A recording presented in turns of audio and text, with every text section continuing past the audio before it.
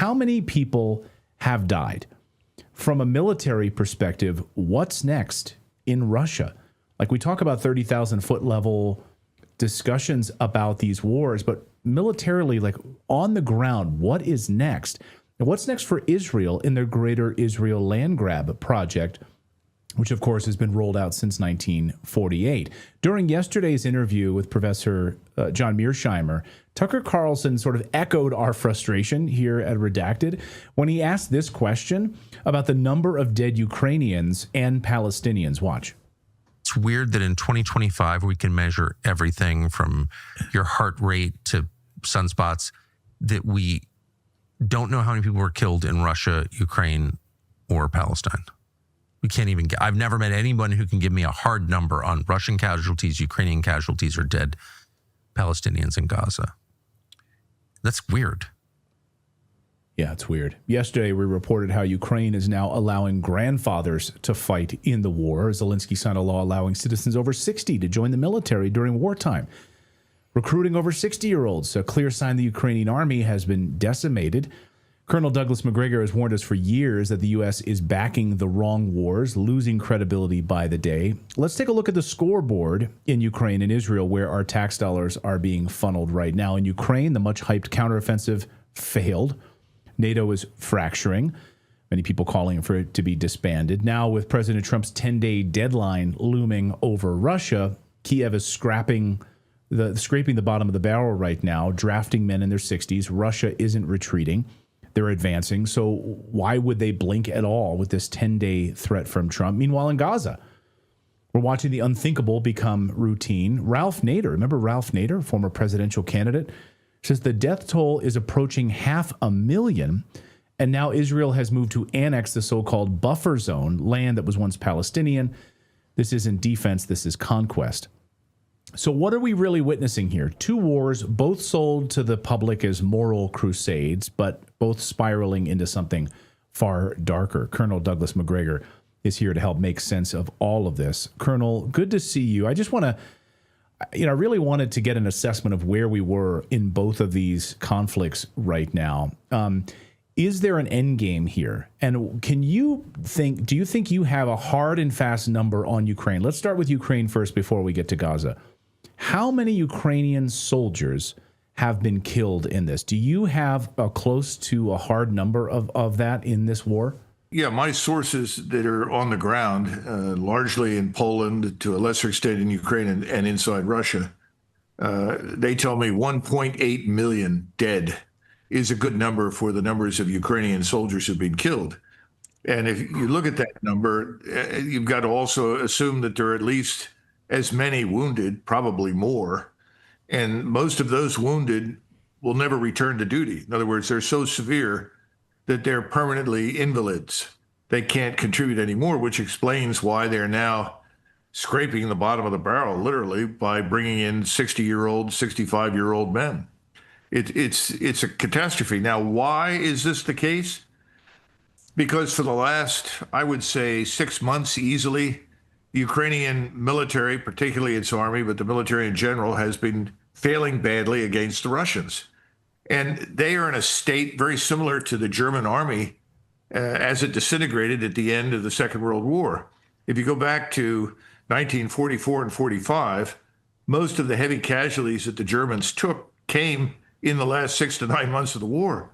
That's when things are falling apart, and you have large numbers of people who are trying to disengage, retire to new positions, or simply fall back to what they hope will be safety. And as that happens, you're seeing all the things that are being broadcast on your screen now fall on them by the thousands.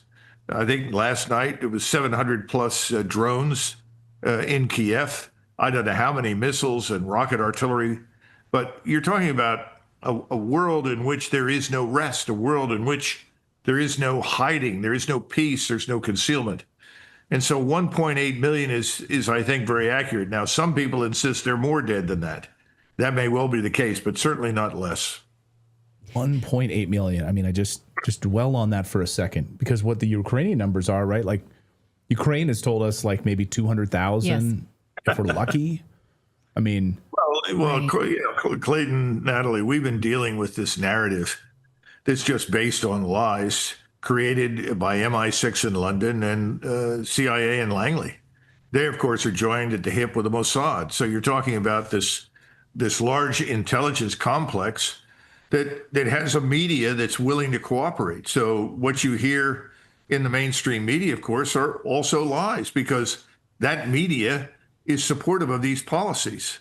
So when you look at the Wall Street banks and their owners, the private equity gurus, the oligarchs that have billions, plus the media and Hollywood, obviously, you put those together, and now you have the intelligence apparatus, which is penetrated and full of what we used to call neocons. I don't know what you call them now, globalist maniacs. I have no idea, but they are 100% behind what's happening. And you have a Congress, and I would say on average, they all have a cocktail level of familiarity with reality.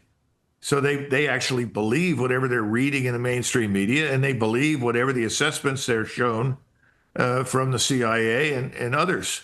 So the truth is dead. The only place you get the truth is to go to alternate media. Again, as I said before, people like you out there are actually searching for and finding the truth. But most people just repeat whatever the narrative is that comes down through the sources I just named. Now, what about Russia's military strategy? Because they are not losing. They are not being pushed back along the battlefront. And in fact, when you look at the maps, it shows that Ukrainian troops are not even there to push back. They're centered along the border with Russia, not in the contested region. So why would Russia respond to a threat from President Trump? And do you think Russia has any qualms now about going up against old men? I want to ask you, maybe you can ring in on this as well. You've had experience in the Pentagon. What would you do with elderly men in your ranks? I would give them a chance to surrender, and I'm sure the Russians will. The Russians have not been as bloodthirsty and barbarous as claimed. They've actually been very receptive to people on the Ukrainian side that wanted to surrender, and the Ukrainians that have surrendered have all reported that they've been treated well, they've been well fed, cared for. In most cases, I was reading a transcript of a radio transmission recently where a Ukrainian officer in command of what was left of his company, which was very small, decided to surrender to the Russians because he said, there's no way the injured men that have survived with me are going to be cared for by the Ukrainians. They have no medical infrastructure. They can't evacuate anybody. So when you go forward to the front, you fight there, and that's where you die. So under those circumstances, what are you going to do? They'll surrender. I'm sure they will, and the Russians will be happy to take it, because the more people that surrender, the fewer people you've got to fight. But I think it's important for us to understand that we have lied so prolifically for so long to the Russians, they don't believe anything we say anymore. And they certainly don't pay any attention to President Trump's threats. President Trump is like the weather. It depends on which way the wind is blowing, as what he's likely to say or not likely to say. And his threats, what are they? That they're going to add sanctions. And in order to add sanctions, you're threatening the rest of the world if it does business with Russia or business with China or somebody else. It's absurd. This is all going nowhere. And unfortunately, most Americans, they just turn on the television. They oh, well, he's a tough guy. That's right. Let's get those guys. They don't know what they're listening to. And they don't understand it, because right now, I can tell you, the Russians are prepared for World War III. They've said it, as far as they're concerned, it's already begun. We don't understand that a lot of these sanctions that we're talking about are the equivalent of warfare. You know, when you sanction countries, when you steal $300 billion of sovereign national wealth from the Russians on the assumption that you're somehow or another morally superior and can do whatever you want, you're effectively declaring war on the Russian state and its people. And that's where we are. We don't get it. Recently, I was talking to some people inside the Beltway. They said, well, you know, if this doesn't work, you know, we'll have to use Tomahawks. What? Tomahawk missiles? What, have you lost your mind? You think the Russians are going to sit there and say, oh, well, look, that's a Tomahawk. Gosh, I guess these Americans are really upset. They're going to strike. First of all, they'll shoot them down. They're not supersonic. Well, some of them are, but they're not hypersonic. And they'll shoot them down, and then they'll respond. And if they're shot from Germany or shot from Poland or Lithuania, I would expect Oreshniks to come in and obliterate the point from which they were launched. Is this what we want? Here that says, didn't you used to be pro-Trump? We're not here to be pro any one person or administration. We're here to talk about the reality that we live in. So you very much could like President Trump and still not like how this is playing out in the battlefield. So people are confused by this lack of tribalism. Well, Natalie, when I spoke to Trump privately, and this is back in November, and then in April and November of 2020, I was a very different man. This was a man who felt strongly that we should withdraw our forces from Europe. The Europeans should ultimately be their own first responders. I think he's 100% right. I thought so then. I still think so now. He absolutely rejected the notion that Russia or China posed an existential threat to us. When I argued that the real existential threat to the United States emanates from the Caribbean basin and Mexico and the drug cartels as a result of the human trafficking and drug trafficking, he agreed. That's 2020. And if you go back to when he ran for office this time around in 2024, most of what he said tracked with what he's always believed in the past. But he's gotten in there and he's done a 180-degree turn. He is clearly the hostage or captive or prisoner of the big lobbies, whether it's the Israel lobby or the war lobby or the pharmaceuticals or anything else. And I think that's where we are. And so under the circumstances, what am I supposed to do? Continue to say I love Donald Trump? Well, I like him personally, but I think he's leading us down the path to destruction now. Yeah. You could be like these other conservative influencers who just want to do interviews with Trump administration officials so they kiss his ass and or make excuses. Yeah, and you know who they are. You know who I'm talking about. But we're not going to do that on this show, and because we don't have to answer to anybody, and we don't have any big big backers financing us that we have to answer to that. So we're going to be critical and praise him when he does something great, and criticize him when he does something like this. So I want to turn, before we get you out of here, Colonel, on to Palestine, on to the genocide in Gaza. Ralph Nader, honestly, I haven't heard Ralph's name come up in a long time, but in an interview, he just posted this about that the death toll is approaching 500,000. Because I'm trying to get real numbers here. Again, in Tucker's discussion with John Mearsheimer, this seems to be the big frustration. And Ralph Nader says 500,000 dead in Gaza. John Mearsheimer yesterday saying it's hard to get an accurate number because so many of them are just buried under rubble from the onslaught from the Israelis. Do you have a number assessment that you know of from your sources? I've seen some assessments that have ranged from 70,000 up to 450,000. And I'm sure that Professor Mearsheimer is right in the sense that there are lots of dead, unfortunately, about which we know nothing. And we can't go in there without teams to verify or conduct, investigations. That's not going to happen as long as the Israeli state exists. They're going to cover up or conceal whatever the truth is. They long since abandoned telling the truth about anything. So at this point, and I have a lot of respect, by the way, for Ralph Nader. I think he's a man of real integrity, character, and courage, even if I don't agree with him. Whenever you listen to Ralph Nader, he's telling you the truth that as he knows it, and he's trying to tell it in a way that makes sense. So I'm afraid that Ralph's number of 500,000 is plausible. But my sources, obviously, in Israel have dried up completely, because unless you are 100% with them, you're against them as far as they're concerned. Right. As he points out in this radio interview, even Israeli reporters are not allowed to see the truth. They're not allowed. There was a BBC reporter this week who was flying over Gaza and was forbidden from filming out the window of the plane. Ralph Nader says, you have this tiny enclave the size of Philadelphia, 2.3 million people, and they're hit with everything you can think of: bombs, artillery, sniper fire, denial of food, water, infectious diseases, destroying homes and apartment buildings. And yet we're supposed to believe that most of them are still alive, that 97 out of every 100 Gazans are alive. He says, what are they made of? Steel and asbestos?